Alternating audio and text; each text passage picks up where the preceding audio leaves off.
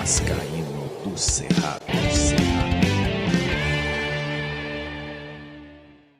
Fala galera vascaína, eu sou o Thiago Fontes, falo direto de Brasília, Distrito Federal, trazendo mais um vídeo para o canal. Vamos trocar uma ideia, atualizações sobre tudo que tá rolando no Vasco. Antes de pedir uma moral, deixa o joinha, deixa o like, se inscreve no canal, que é importante para ele ser indicado no YouTube. Aquela paradinha de você ver se ainda tá aí a sua inscrição, comentar o vídeo, curtir, sempre ajuda aqui o canal a continuar crescendo. Então quase, chegou aí a 109.200 inscritos, faltam 800 para a gente bater os 110 mil inscritos. Valeu pela força que todos vocês dão aqui ao canal diariamente, beleza?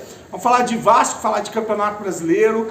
Acabaram os jogos de agora de noite, uma rodada aqui, tirando ali o fato do Vasco não ter vencido, foi boa para o Vasco, por incrível que pareça. Os times estão lá embaixo, não querem vencer, uma rodada que foi maravilhosa para o Grêmio. É o Grêmio dos times que estão lá embaixo, é o único time que venceu.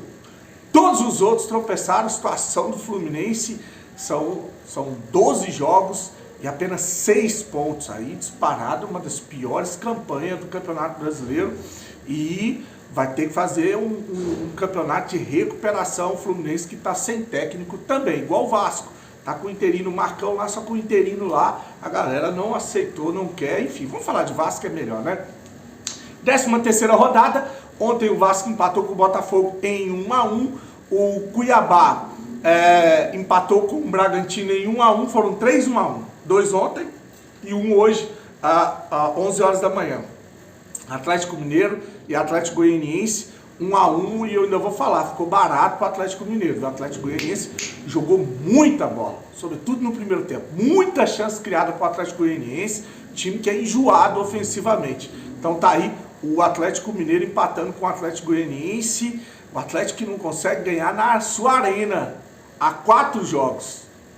E olha, é Hulk, é Scarpa, é Paulinho, imagina se não tivesse, né?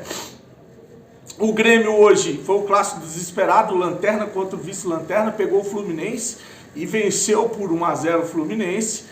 O Grêmio deu uma respirada, de 7 foi para 10 pontos. O São Paulo pegou o Bahia, foi 3-1. O Fortaleza venceu o Juventude por 2-1. Fortaleza, nosso próximo adversário, vou falar daqui a pouco sobre o Fortaleza. O Criciúma empatou outro 1-1, 4-1 na rodada, né? O Criciúma Internacional acabou ficando em 1-1. O Vitória perdeu por 1-0 para o Atlético Paranaense. Vitória jogando em casa, vinha de uma sequência boa e perdeu. O Flamengo venceu o Cruzeiro por 2-1.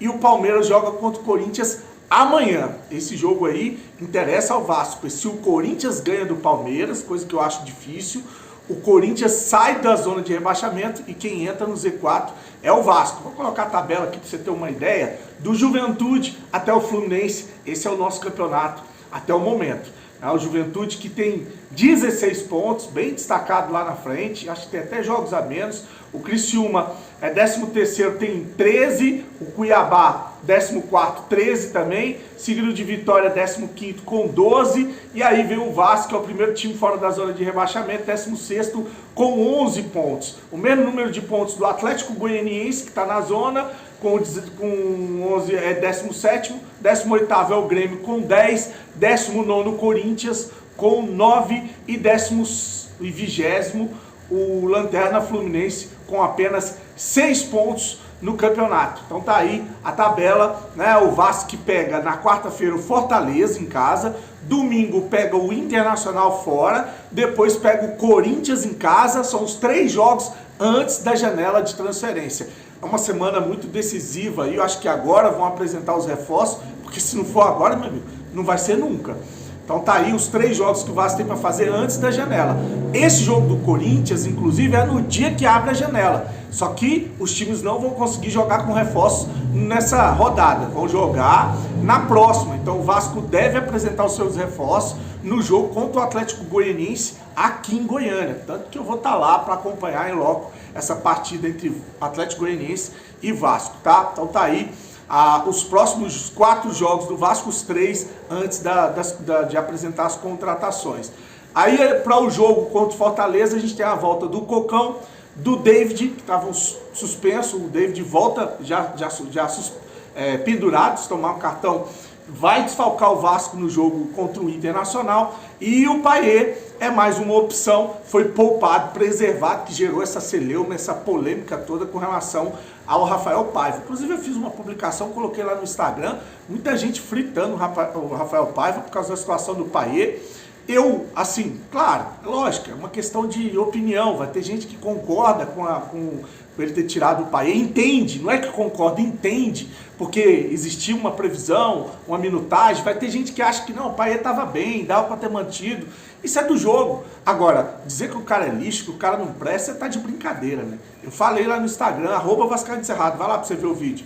Se a gente não está na lanterna do Campeonato Brasileiro, é graças aos pontos conquistados com o Rafael Paiva, vitória em cima do São Paulo e empate contra o Botafogo. Isso que a gente foi garfado contra o Bahia, mas também leve-se em consideração que ontem era para o Vasco ter tido um jogador expulso, tá? O certo pelo certo, ontem o Hugo Moura era para ter sido expulso no primeiro tempo. Para mim, na minha concepção, ele acerta a canela, tanto que o jogador teve que dar ponto, o Tietê.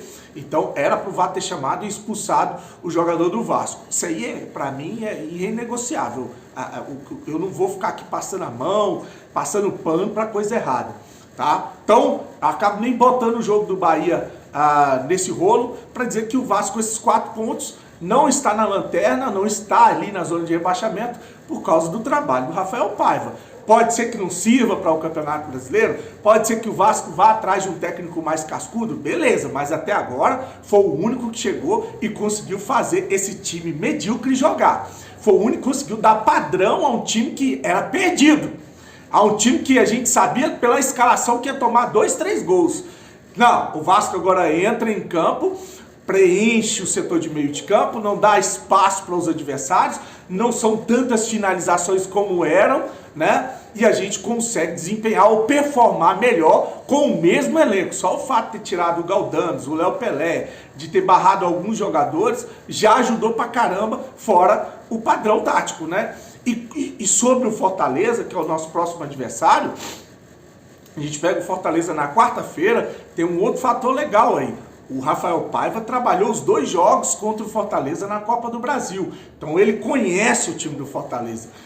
Ele sabe como é que o Vojvoda joga, como é que ele vai vir para o jogo. Por exemplo, no jogo de lá foi 0-0, em São Januário foi 3-3.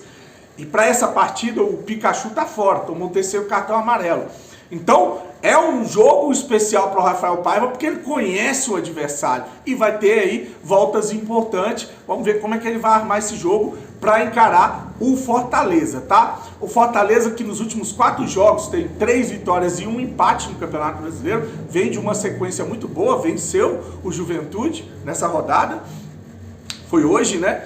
Mas, porém, contudo, se você pegar os jogos do Fortaleza no Campeonato Brasileiro fora de casa, são 5 jogos, apenas 1 vitória. Vitória lá no início do campeonato contra o São Paulo por 1-2 no Morumbi. Então, o Fortaleza só venceu o São Paulo jogando fora de casa. Nos outros times, tudo ou foi empate ou derrota.